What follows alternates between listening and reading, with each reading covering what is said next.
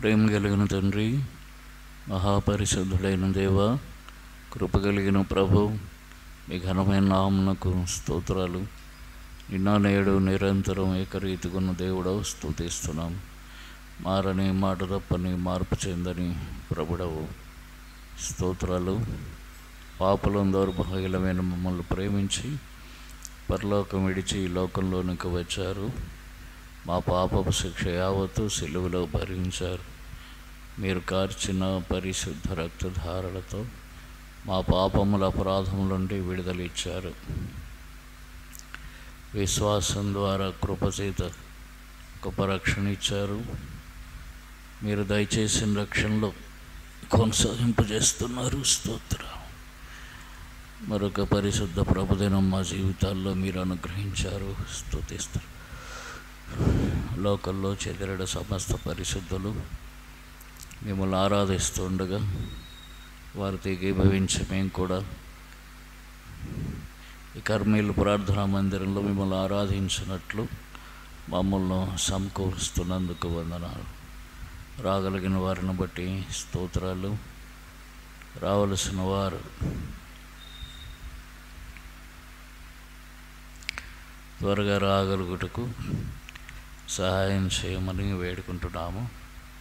కనికరం చూపండి. ఇళ్ళ వద్ద ఉన్న వారితో మాట్లాడు. అనారోగ్యం వల్ల రాలేకపోతున్న వారిని దర్శించండి. మరొక తరుణం వారికి దయచేయి. ప్రభువా, కొడిగా ఆదరించి అంతవరకు సరసత్వం వహించండి. పాడుకునే పాటలు దయచేయండి. ఏక కంఠం, ఏక తాత్పర్యం, ఏక భావం, ఏక తాళంతో పాటలు పాడి మిమ్మల్ని మహింపరచుటూ సహాయం చేయండి. వాయిద్యంలో వాయించే వారికి కృపనివ్వండి. మేలు దయచేయండి, సహాయం చేయండి. ఆరాధన వర్తమానంలో, బల్ల కొరకైన వర్తమానంలో నిలబడే మీ దాసుని మీ సిలువ చాటును మరుగు చేసుకోండి. నిలబట్టు మాట్లాడే శక్తి ఇచ్చి ఆత్మతో సత్యంతో ఆరాధించినట్లు యోగ్యమైన రీతిలో బలలో చేయముంచినట్లు మమ్మల్ని సిద్ధపరచు. ఆరాధన సమయం, రొట్టె విరిచే సమయం ఆశీర్వాదకరంగా చేయి. సండే స్కూల్ పరిచర్యలు దీవించండి. బాల్యమందే చిన్న బిడ్డలు సృష్టికర్తని రెక్కలుటకు సహాయం చేయి. శత్రుకార్యం లేపరచండి. కనికరమును చీకటంధకార శక్తుల క్రియలు లయపరచండి. భ్రమపరచు, కలవరపరచు, మోసపరచు ఆత్మక్రియలు లయపరచండి. నిద్రమత్తు, ఆవలింతలు, చెదరపోయే తలంపులు వంటి సాతాను తెచ్చే ఇబ్బందులను దూరం చేయి.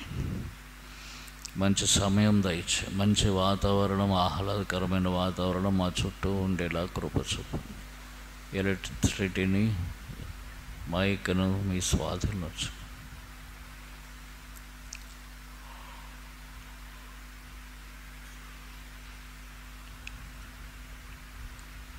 నెమ్మది దయచేయమని బతుకులాడుతుడు. మేము కూర్చున్నట్టు, లేచుట, నిలుచుట, పాడుట, ఆరాధించుట, రొట్టె విరుచుట, కానుకలు అర్పించుట మీ నామమునకు అంగీకారయోగ్యంగా పరలోకపు క్రమంలో ఉండనట్లు సహాయం చేయండి. తన మంది రావడం చుట్టూ అగ్ని ప్రాకారం ఉంచి మీ ముఖ కాంతిని మా మీద ఉదయింపచేయి. మీ సన్నిధి కాంతి మా మీద ప్రకాశింపచేయి. సమాధానం మాకు స్థిరపరచు. శత్రుకార్యములన్నింటి మీద విజయం కోరుకుంటూ యేసుక్రీస్తు వారి పరిశుద్ధ నామంలో ప్రార్థిస్తున్నాం తండ్రి. ఆరాధించుకునే ముందుగా దేవుని వాక్యంలో నుండి కొన్ని మాటలు చూసుకుంటాం. కొరింథీయులకు రాసిన 2వ పత్రిక 9వ అధ్యాయం 15వ వచనం. 2 కొరింథీ 9వ అధ్యాయం 15వ వచనం. 2 Corinthians chapter 9 verse 15. కలిసి చదువుకుందాం. చెప్పశక్యము కానీ ఆయన వరమును గూర్చి దేవునికి స్తోత్రం. చెప్పశక్యము కానీ ఆయన వరమును గూర్చి దేవునికి స్తోత్రం. ప్రార్థన చేసుకో. ప్రేమ కలిగిన తండ్రి, మీ పరిశుద్ధ నామానికి స్తోత్రాలు. యేసు ప్రభు వందనములైన స్తుతులర్పిస్తున్నాం. ఘనత మహిమ ప్రభావాలను మీకు ఆరోపిస్తున్నాం. నమ్మదగిన దేవుడు అని స్తోత్రాలు చెల్లిస్తూ పాటల ద్వారా మిమ్మల్ని స్తుతించి ఘనపరచడానికి కృపనిచ్చారు. వందనాలు. మరలా ప్రభువ వేడుకుంటున్నాము. మా స్తుతి ఆరాధనలు, మా జిహ్వా ఫలాలు మీకు అర్పించే సమయం ఆశీర్వాదకరంగా చేయండి ప్రభువా. ఇందుకొరకు చదువుకున్న లేఖన భాగం మా గమనంలో బోధించండి. నిలబడిన దాసుని మీ సిలువ చాటును మరుగు చేసుకోండి, నోటి బోరుగా చేసుకోండి. మాతో మాట్లాడండి, మహిమ పొందండి. రాగలిగిన వారిని బట్టి వందనాలు. రావలసిన వారు ఉన్నారు, త్వరగా వచ్చే మనస్సు దయచేయండి. యేసు ప్రభు వారి నామంలో వేడుకుంటున్నాము తండ్రి. చెప్పశక్యం కానీ ఆయన వరం గూర్చి దేవునికి స్తోత్రం. దేవుణ్ణి స్తుతిస్తున్నాడు ఇక్కడ. ఎందుకు దేవుణ్ణి స్తుతిస్తున్నాడు అని అంటే, చెప్పశక్యం కానీ ఆయన వరము, ఆయన మనకు వరం అనుగ్రహించాడు. ఆ వరము చెప్పశక్యం కానిది, అంటే దాన్ని మనం వర్ణించలేము, చెప్పలేము. అంత గొప్పది. గొప్ప వరములు ప్రభు మనకు అనుగ్రహించాడు కనుక ప్రభువును మనము స్తుతిస్తాము. ఈ వరము ఏమిటంటే, యోహాను సువార్త 4వ అధ్యాయంలో చెప్పాడు చూడండి. యోహాను దానికంటే ముందు రోమిల్ రాసిన పత్రిక 6వ అధ్యాయం, రోమిల్ రాసిన పత్రిక 6వ అధ్యాయము 23వ వచనం కలిసి చదువుకుందాం. రోమన్స్ చాప్టర్ 6 verse 23 కలిసి చదువుకుందాం. ఏలయనగా పాపం వల్ల వచ్చు జీతం మరణం, అయితే దేవుని కృపావరము మన ప్రభు అయిన క్రీస్తు యేసునందు నిత్య జీవం. దేవుని కృపావరము ప్రభు అయిన క్రీస్తు యేసునందు నిత్య జీవం.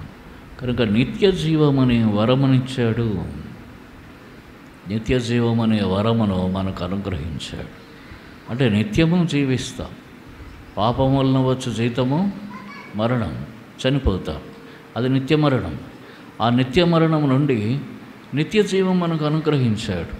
అక్కడేం చెప్పాడు? యోహాను సువార్త 5:24లో, యోహాను సువార్త 5:24 చదవండి ఎవరన్నా. నా మాట విని నన్ను పంపిన వాని యందు విశ్వాసముంచువాడు నిత్య జీవం గలవాడు, వాడు తీర్పులోనికి రాక మరణములో నుండి జీవంలోనికి దాటి ఉన్నాడని మీతో నిశ్చయంగా చెప్తున్నాను. వాడు తీర్పులోనికి రాడు, మరణంలో నుండి జీవంలోనికి దాటి ఉన్నాడు. కాబట్టి నిత్య జీవం అంటే మరణంలో నుండి జీవంలోనికి దాటించబడటం. ఇక మరణం ఇక లేదు, జీవం ఉన్నది, అది నిత్య జీవం. కాబట్టి ఇది వరం. ఇదేం వరము? దేవుని కృపావరము అని అన్నాడు. అయితే ప్రభు అయిన తర్వాత దేవుని కృపావరము మన ప్రభు అయిన క్రీస్తు యేసునందు నిత్య జీవం. కాబట్టి ఈ నిత్య జీవం అన్నది దేవుని కృపావరం. ఇది ప్రభు మనకు అనుగ్రహించాడు, చెప్పశక్యమైన వరం. తర్వాత ఇది దేవుని వరం అంటాడు యేసు ప్రభు వారు. యోహాను సువార్త 4వ అధ్యాయంలో, యోహాను సువార్త 4వ అధ్యాయము 10వ వచనం కలిసి చదువుకు. యోహాను 4:10. అందుకు యేసు, నీవు దేవుని వరమును నాకు దాహమునకిమ్మని నిన్ను అడుగుచున్న దేవుడు అదియు ఎరిగి ఉంటే నీవు ఆయన అడుగుదు, ఆయన నీకు జీవజలం నిచ్చునని అంతా చెప్పు. నీవు దేవుని వరము. ఏం దేవుని వరము? నిత్య జీవం. ఇది దేవుని వరం. మనం దేవుని వరం పొందాం. వరం అంటే ఏమిటి? అడగకుండా ఇచ్చేది వరం, లేదా అడిగినా ఇచ్చేది వరం. వరం అంటే మన ప్రయాస లేకుండా పొందేది వరం. వరం పొందుతున్నామంటే అందులో మన ప్రయాస ఏం లేదు, ఇక దానంతట అది వచ్చింది. ఉచితంగా పొందుతున్నాం అన్నమాట. రక్షణ ఉచితం. ఇది క్రియల వలన కలిగినది కాదు. చూడండి ఎఫెసీయులకు రాసిన పత్రిక 2వ అధ్యాయము 8వ వచనం. చూసారా ఎంత స్పష్టంగా రాస్తున్నాడు? 2:8 కలిసి చదువుకుందాం. ఎఫెసీ 2:8, ఎఫెసియన్స్ 2:8. మీరు విశ్వాసము ద్వారా కృపచేతన రక్షింపబడి ఉన్నారు. ఇది మీ వలన కలిగినది కాదు, దేవుని వరమే. ఇది క్రియల వలన కలిగినది కాదు కనుక ఎవడు నచ్చపడి వీల్లేదు. మన క్రియల వల్ల కలగలేదు, మనం ఏదో చేసి ఈ రక్షణ పొందలేదు. ఇది దేవుని వరం.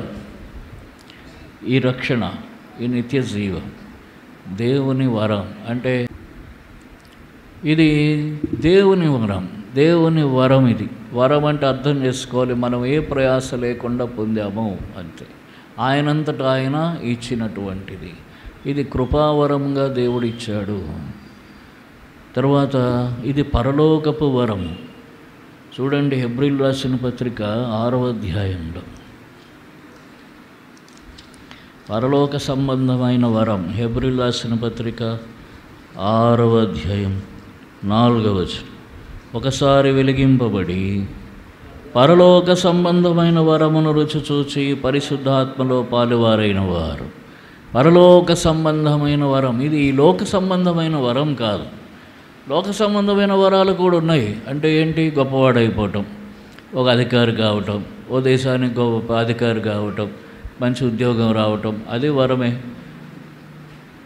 ఏమైనా వస్తువులు కొనుక్కోవటం, బంగారం కొనుక్కోవటం, అంటే మనం అడిగితే దేవుడు ఇస్తున్నాడు. అడిగితే దేవుడు ఇచ్చేదంతా వరం. లోక సంబంధమైన వరాలు ఎన్నో ఉన్నాయి. అయితే ఈ రక్షణ, ఈ నిత్య జీవం అనేది ఇది పరలోక సంబంధమైనటువంటి వరం. ఇది లోక సంబంధమైన వరం కాదు. కనుక ఎవడు అతిశయించక్కర్లేదు. ఇది అతిశయించాలి. దేని బట్టి? పరలోక సంబంధమైన వరం మనం పొందుతున్నాం. ఈ రక్షణ, ఈ నిత్య జీవం. 1 దేవుని వరం, 2 కృపావరం, 3 దేవుని కృపావరం, 3 పరలోక సంబంధమైన వరం. పరలోక సంబంధమైన దేవుని కృపావరము ఏమిటంటే ఈ రక్షణ, నిత్య జీవము. అర్థమైందా? దీన్ని మనం పొందాం. ఈ వరము కొరకై దేవునికి ఏం రాశాడు అక్కడ? ఫస్ట్ మనం చదివిన దాంట్లో చెప్పసఖ్యం కాని వరముకై దేవునికి స్తోత్రము అని రాశాడు. తర్వాత ఇంకొక వరం ఉంది. అదేముడు చూడండి, అపొస్తలుల కార్యములు ప్రేరితో. అపొస్తలుల కార్యములు ప్రేరితో 2వ అధ్యాయం 2వ అధ్యాయం. అపొస్తలుల కార్యములు 2వ అధ్యాయం 38వ వచనం. ఒట్టిరిసి పొద 38వ వచనం కలిసి చదువుకున్నాం. పేతురు, మీరు మారు మనస్సు పొంది పాపక్షమాపణ నిమిత్తం ప్రతివాడు యేసుక్రీస్తు నామమున బాప్తిస్మం పొందుడి, అప్పుడు మీరు పరిశుద్ధాత్మను వరం పొందుతారు. పరిశుద్ధాత్మ అను వరం. రక్షణ అనే వరం ఇచ్చాడు, నిత్యజీవం అనే వరం ఇచ్చాడు. తర్వాత ఇంకొక వరం ఏమని ఇచ్చాడు? పరిశుద్ధాత్మ అనే వరమును మనకు అనుగ్రహించాడు. ఈ పరిశుద్ధాత్మ అనే వరమును పొందిన వారమై మనము సంతోషిస్తాం. అర్థమైందా? పరిశుద్ధాత్మ కూడా మనం అడిగితే రాలేదు. పరిశుద్ధాత్మను ఆయన తన ఇష్టపూర్వకంగా మనకు అనుగ్రహించాడు. ఇది మనం అడిగితే మనం పొందింది కాదు. ఎవరు ప్రార్థించి ప్రభువా నీ ఆత్మ ఇవ్వు, కుమ్మరించు, వచ్చింది అంటుంటారు. అంత కాదు, అది వరం. వరం అంటే ఆయన ఇచ్చింది అంతే. మీరు మారు మనసు పొంది ప్రభు అయిన యేసునామమున బాప్తిస్మం పొందుడి, అప్పుడు పరిశుద్ధాత్మను వరమును పొందుదురు. ఆ వరం దానంతట అదే వస్తుంది. పరిశుద్ధాత్మ అనే వరం పొందాము కనుక దేవునికి స్తోత్రం. అక్కడ మనం చదివిన భాగం 2 కొరింథీ 9:15 ఏమంటున్నాడు అంటే, చెప్పసఖ్యంగానే ఆయన వరము కొరకై దేవునికి స్తోత్రం. మనం దేవునికి స్తోత్రం చెల్లిస్తాం. దేనికోసం అంటే దేవుడు తన నిత్య జీవం అనే వరమునిచ్చాడు. అది దేవుని కృపావరము, పరలోక సంబంధమైన వరం. రెండవది పరిశుద్ధాత్మ అనే వరమునిచ్చాడు. అది కూడా దేవుడు అనుగ్రహించినటువంటి వరము. వీటిని బట్టి ప్రభువును స్తుతిస్తాం. ఇవి మనకందరికీ ఉన్నాయి. కొరింథీయులకు రాసిన మొదటి పత్రిక 12వ అధ్యాయంలో ఇంకో మాట చెప్పాడు. కొరింథీయులకు రాసిన మొదటి పత్రిక 12వ అధ్యాయం 12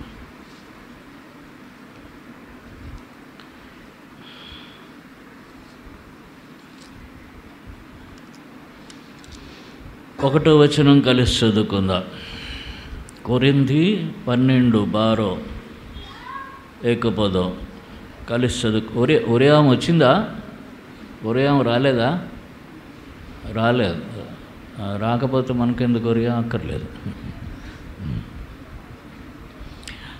కొరింథీ 12:1 మరియు సహోదరులారా, ఆత్మ సంబంధమైన వరముల గురించి మీరు తెలియకున్నట్టు నాకు ఇష్టం లేదు అంటూనే ఆత్మ సంబంధమైన వరములన్నీ ఇక్కడ వరుసగా చెప్పాడు.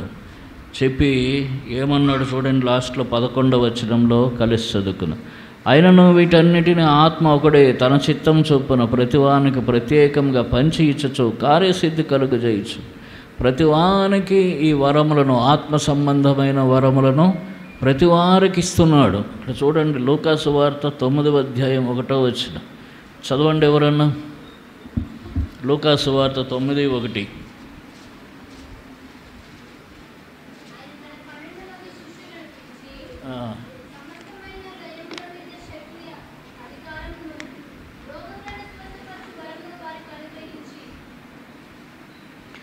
దయ్యముల మీద అధికారము, రోగములను స్వస్థపరచు వరం, ఇవన్నీ కృపావరాలు ప్రభు అనుగ్రహించాడు. ప్రభు తాను భూమి మీద ఉన్నప్పుడు తాను పిలిచిన అపొస్తలులకు, శిష్యులకు అనుగ్రహించాడు. తరువాత పరిశుద్ధాత్మ ద్వారా అందరికి అనుగ్రహిస్తున్నాడు. ఒక్కొక్కరికి ఏదో ఒక వరం ఉంటుంది. ఆసక్తితో అపేక్షిస్తే వరం దొరుకుతుంది. అందుకే 1 కొరింథీ 14 అధ్యాయంలో చెప్పాడు చూడండి, 1వ వచనం. 1 కొరింథీ 14:1 ప్రేమ కలిగి ఉండటకు ప్రయాసపడి ఆత్మ సంబంధమైన వరముల ఆసక్తితో అపేక్షించుడి. కాబట్టి ఆ ఆపేక్ష ఉంటే దొరుకుతాయి వరాలు. దానికి తగిన జీవితం జీవించాలి. అది కృపావరాల సంగతి. కనుక ఇప్పుడు ఆయనకు స్తోత్రం. ఎందుకంటే రక్షణ, నిత్య జీవం అనే వరమునిచ్చాడు. దేవుని వరం, దేవుని కృపావరం, పరలోక సంబంధమైన వరం మనకు అనుగ్రహించాడు. రెండవది పరిశుద్ధాత్మ అనే వరమునిచ్చాడు. మూడవది కృపావరములను అనుగ్రహిస్తున్నాడు.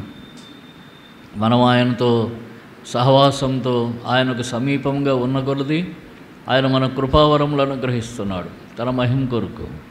కనుక వీటన్నింటిని ఇచ్చాడు. కనుక దేవునికి స్తోత్రం చెప్తాం. మొదట వరములను అనుగ్రహించాడు, దేవునికి స్తోత్రం. తర్వాత ఏం చేస్తున్నాడు? 1 కొరింథీ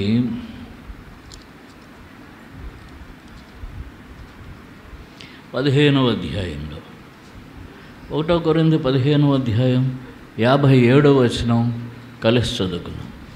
1 కొరింథీ 15:57. 1 Corinthians chapter 15 verse 57. అయినను మన ప్రభువైన యేసుక్రీస్తు మూలంగా మనకు జయం అనుగ్రహించుచున్న దేవునికి స్తోత్రం కలుగు. తర్వాత ఎందుకు దేవునికి స్తోత్రం అంటే మనకు జయం అనుగ్రహించుచున్నటువంటి దేవుడు. ఆయన మనల్ని జయ జీవితంలో నడిపిస్తున్నాడు. మనకు రక్షణ, తర్వాత ఆ నిత్య జీవమును అనుగ్రహించిన దేవుడు ఈ భూమి మీద మనల్ని జీవించటానికి చూడండి, రోమీయులకు రాసిన పత్రిక 6వ అధ్యాయం 18వ వచనం కలిసి చదువుకున్నాం. Romans chapter 6 verse 18. రోమీయులకు రాసిన పత్రిక 6:18 కలిసి చదువుకుందాం. పాపము నుండి విమోచింపబడి నీతికి దాసులైతిరి, ఇందుకు దేవునికి స్తోత్రం. పాపము నుండి విమోచింపబడి నీతికి దాసులయ్యాం. ఈ రక్షణ ఏం చేసిందంటే మనలో నీతికి దాసులుగా చేసింది. పాపము నుండి విమోచింపడ్డాం, పాపమునకు దాసులం ఉండేవాళ్ళం, నీతికి దాసులమయ్యాము. ఇందుకు దేవునికి స్తోత్రం. మనం ప్రభువుని ఎందుకు స్తుతించాలి, ఎందుకు స్తోత్రం చెప్పాలంటే, పాపమునకు ఒకప్పుడు దాసుడిగా ఉన్నాను ప్రభువా, దాసురాలుగా ఉన్నాను, ఇప్పుడు నన్ను నీతికి దాసురాలుగా చేసావు, నీకు స్తోత్రం నాయన. అంటే ఒకప్పుడు అబద్ధానికి దాసుడను, ఇప్పుడు సత్యానికి దాసుడను. ఒకప్పుడు దొంగతనానికి దాసుడను, ఇప్పుడు అది లేదు నా దగ్గర, నీతికి దాసుడను. ఇట్లాగనా ఒకప్పుడు వ్యభిచారానికి, తాగుడుకు, అనేక రకమైన వాటికి దాసుడను, ఇప్పుడు వాటన్నిటి నుంచి విడిపించబడ్డావు, నీతికి దాసుడుగా ఉన్నాను, అందుకు నీకు స్తోత్రం అని ప్రభువుకు చెప్పాడు. మూడవది ఏమన్నాడు? మనకు జయం అనుగ్రహించుచున్న దేవునికి స్తోత్రం. వీటన్నింట్లో మనకు అనేకమైన శ్రమలు, దుఃఖం, కష్టాలు, ఎదిరింపులు, నిందలు, అవమానాలు, అవన్నీ వస్తున్నప్పుడు దేవుని కోసం సాక్షిగా జీవించటానికి మనల్ని బలపరుస్తున్నాడు. కనుక జయం అనుగ్రహిస్తున్న దేవునికి స్తోత్రం. తర్వాత చూడండి, ఇంకా దేవునికి ఎందుకు స్తోత్రం అంటే కొరింథీయులకు రాసిన పత్రిక 2వ అధ్యాయం, కొరింథీయులకు రాసిన పత్రిక 2వ అధ్యాయము 2వ అధ్యాయం 2వ పత్రిక 2వ అధ్యాయం 14వ వచనం. 2వ కొరింథీ 2వ అధ్యాయము 14వ వచనం. మా ద్వారా ప్రతి స్థలమందును క్రీస్తును గూర్చిన జ్ఞానం యొక్క సువాసన కనబరచుచు ఆయన యందు మమ్మల్ని ఎల్లప్పుడూ విజయోత్సాహంతో ఊరేగించుచున్న దేవునికి స్తోత్రం. ఎల్లప్పుడూ మమ్మను విజయోత్సాహంతో ఊరేగిస్తున్నారు. అంటే ఓడిపోవట్లేదు. ఓడిపోయినట్టు కనబడినప్పటికీ జయిస్తున్నగానే ఉన్నాము. బలహీనులుగా కనబడినప్పటికీ బలవంతులుగానే ఉన్నాము. కనుక అటువంటి దాన్ని బట్టి, దేవుడిస్తున్న విజయమును బట్టి విజయోత్సాహం, ఆ విజయోత్సాహాన్ని బట్టి ఊరేగిస్తున్నాడు దేవుడు మనల్ని. అంటే మనల్ని ఘనపరుస్తున్నాడే కానీ అవమానమునకు అప్పగించలేదు. ఎల్లప్పుడూ ఊరేగించుచున్న దేవుడు అంటే మనల్ని ఘనపరుస్తున్నాడే కానీ అవమానానికి విడిచిపెట్టలేదు. కనుక ప్రభువుకు స్తోత్రం. కనుక అక్కడ మనం చదివేమేమంటాడు, చెప్పశక్యముగానే ఆయన వరములకై స్తోత్రం అన్నాడు. ఏమిటి అంటే మనం స్తోత్రం చెప్పాలి, ప్రభువును స్తుతించాలి, ఆరాధించాలి. దేనికోసం? ఒకటి, ఆయన ఇచ్చిన నిత్య జీవం అనే వరం. ఆ నిత్య జీవం అనే వరం ఎటువంటిది? అది పరలోక సంబంధమైన దేవుని కృపావరము. అంత శ్రేష్టమైనది. అది మనకు ఉచితంగా ఇచ్చేసాడు. కనుక ప్రభువును స్తుతిస్తాం. అలాగనే రెండవది ఏమన్నాడు, పరిశుద్ధాత్మ అనే వరమును మనకు అనుగ్రహించాడు. ప్రభువును స్తుతిస్తాం, స్తోత్రం చెల్లిస్తాం. మూడవదిగా దేవుని కృపావరములు మనలో కొందరికి ఇస్తున్నాడు. దాన్ని బట్టి ప్రభువుకు స్తోత్రం చెల్లిస్తాం. తర్వాత ఆయన మనకు నీతికి దాసులుగా చేశాడు. ఇప్పుడు పాపమునకు దాసులుగా ఉన్న మనల్ని నీతికి దాసులుగా చేశాడు కనుక ప్రభువునికి స్తోత్రం చెల్లిస్తాం. తర్వాత ఆయన మనకు జయ జీవితం అనుగ్రహిస్తున్నాడు. ఓడిపోయినట్లు ఉండి తిరిగి విజయవంతులం అవుతున్నాం. జయ జీవితం దయచేస్తున్నాడు కనుక ప్రభువుకు స్తోత్రం చెల్లిస్తాం. మనల్ని ఘనపరుస్తున్నాడు, గౌరవంగానే జీవింపజేస్తున్నాడు, కానీ అవమానానికి మనల్ని విడిచిపెట్టట్లేదు. కనుక ప్రభువుకు మనం స్తోత్రం చెల్లిస్తాం. చెప్పశక్యమైన ఈ వరములన్నిటి కొరకై ప్రభువును మనము స్తుతించి ఆరాధిస్తాం. మన జీవితంలో ప్రభు చూపిస్తున్న ఇంత గొప్ప ఆదరణ, నెమ్మది, ఆశీర్వాదం, ప్రేమ, కనికరం, కృప, వీటన్నిటిని బట్టి ప్రభువును కొద్ది సమయం మనం స్తుతించి ఆరాధించుకుందాం.